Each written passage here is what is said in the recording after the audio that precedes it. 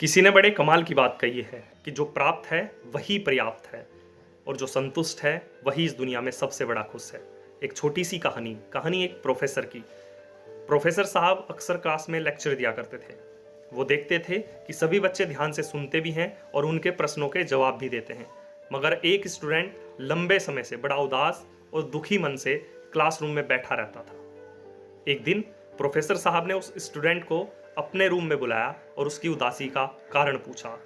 उसने हिचकिचाते हुए कहा कि मेरे जीवन के अतीत में कुछ ऐसी घटनाएं हुई हैं जिनके कारण मैं उदास रहता हूँ, मैं दुखी रहता हूँ। प्रोफेसर साहब ने कहा कि तुम मेरे घर कल आना और मैं तुम्हारी इस उदासी को दूर करने की कोशिश करूँगा। ऐसा ही हुआ।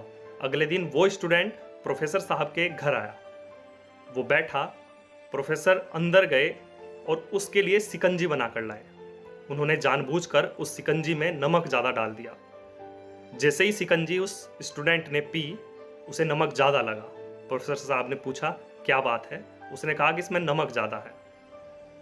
प्रोफेसर ने कहा कि एक काम करो, तुम इस शिकंजी को फेंक दो, मैं दूसरी बनाकर लाता हूँ।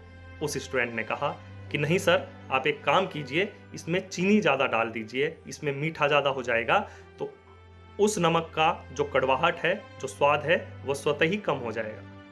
प्रोफेसर साहब ने कहा कि जो बात तुम मुझे समझा रहे हो, ये खुद भी समझो, ये अपने जीवन में भी लागू करो। ये शिकंजी तुम्हारा जीवन है। इसका जो नमक की खटास है, वो तुम्हारे जीवन के अतीत की कुछ बुराइयां हैं, कुछ अनुभव है जो कड़वे हैं। वो अतीत अब जीवन से अलग तो नहीं किया जा सकता, लेकिन जिस प्रकार चीनी को घोलकर उस कड़वी शिकंजी को मीठा किया जा सकता है, उसी प्रकार आने वाले समय की अच्छाइयाँ उन पिछली बुराइयों को दूर कर देगी। बंधुओं, अक्सर हमारे जीवन में भी कुछ अतीत की ऐसी घटनाएं होती हैं जो हमें परेशान करती हैं।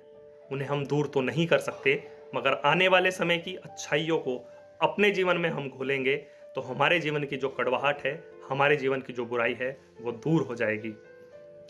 बहुत बहुत धन्यवाद। स्वस्थ रहें, सुरक्षित रहें।